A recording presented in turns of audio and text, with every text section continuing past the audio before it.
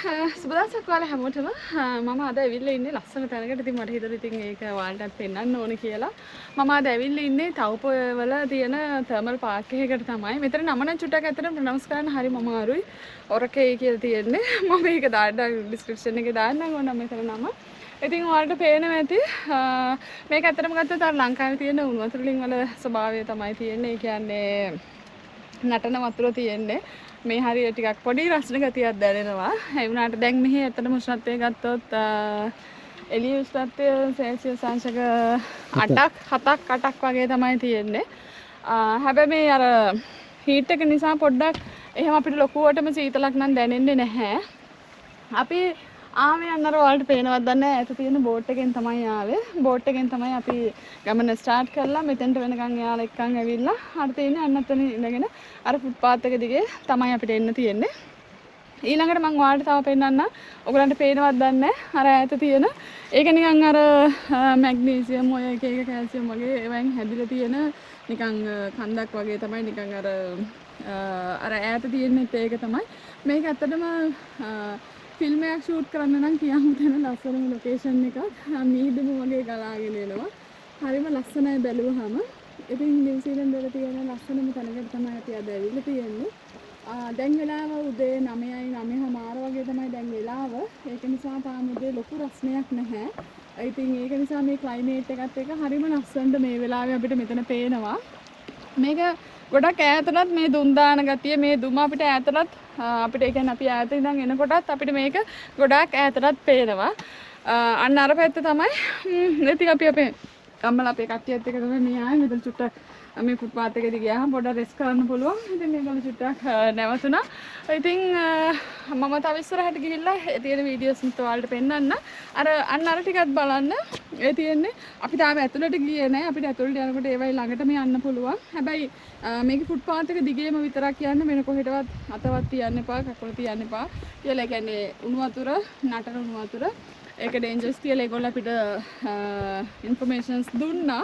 ඉතින් අපි තාම ඉස්සරහට පෙන්නන්නම් ඔයාලට. මේ වගේ ලස්සන ෆුට්පාත් එක තමයි එන්න තියෙන්නේ. මේ ෆුට්පාත් එකෙන් එළිය නම් අපිට යන්න බෑ. ඇත්තටම පොඩි කැලෑවක වගේ ගතියකුත් තියෙනවා. කැලෑවක් මැද්දෙන් වගේ තමයි එන්න තියෙන්නේ. ඒ කැලෑව මැද්දෙන් එද්දි නිකන් මීදුම වගේ දුමාරයක් ගලනවා. අනේ මන්ද පුදුම ලස්සනක් තියෙන මට කියන්න තේරෙන්නේ නැහැ. ඉතින් වටේම කොළ පාටකුත් තියෙනවා. මේ ගස් අතර කියන්නේ ගස් ලස්සන එක වර්ගයේ ගස් තියෙනවා. ඉතින් ඒ අතරින් එනකොට අර දුම එනවා. මම අර මුලින්ම කිව්වා වගේ මේක ලස්සනම ෆිල්ම් එක ලොකේෂන් එකකට තමයි ෆිල්ම් එක ෂූට් කරන්න තමයි මෙතන ලස්සනම. ඉතින් තව ඉස්සරහට යන්න බලන්න විස්තර.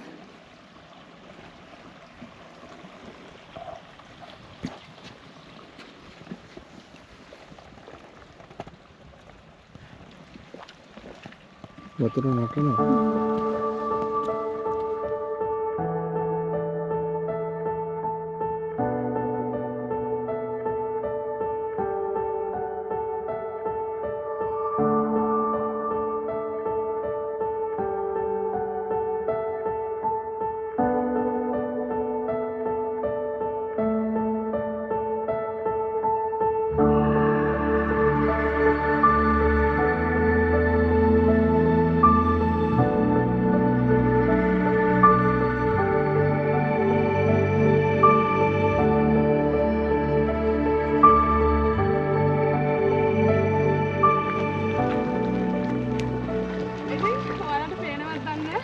මම අර කිව්වා වගේම ලංකාවේ උණු වතුර ලිං වල වගේ තමයි මේ ඉතින් ඔයාලට දැන් බලා ගන්න පුළුවන්. නටන උණු වතුර තියෙන්නේ. වතුර බුබුලු දදා උඩට නටන වතුර තියෙන්නේ. ඉතින් ඇත්තටම අල්ලන්න කරන්න මුකුත් කරන්න නම් බෑ. මේ නටන වතුර වලින් යන හිමාලය ස්ට්‍රීම් එක තමයි අපිට මේ පේන්න තියෙන්නේ. වටේන් බැලුවොත් ඒ විදිහට උණු වතුර ඔය වගේ නටනට තියෙන පරිසරයක් තමයි මේ ඔක්කොම ටික තියෙන්නේ. ඊට පස්සේ නටන වතුර අර ඈතට පිටාර ගල්ලා යන එකක් තමයි මෙතන තියෙන්නේ. ඉතින් වටේටම බැලුවම තියෙන්නේ හිමාලය තමයි.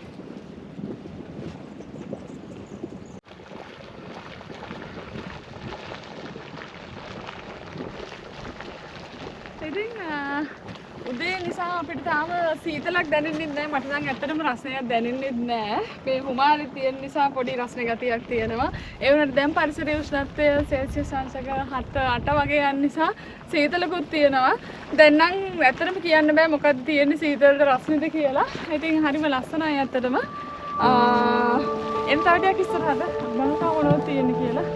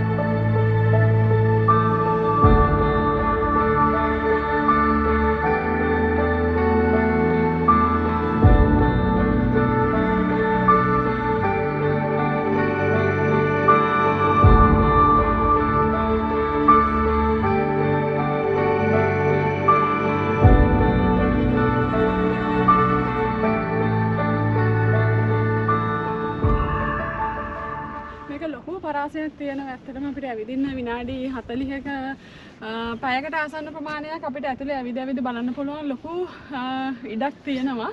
අපි තවත් ඉස්සරහට ගිහිල්ලා බලන්නත් පුළුවන්. අපි දැන්ටවත් මං හිතන්නේ විනාඩි 20ක විතර දුර ආවා. තවත් ඉස්සරහට තියෙනවා. අපි බලමු ඇතුලට ගිහිල්ලා කොහොමද ලස්සන කියලා.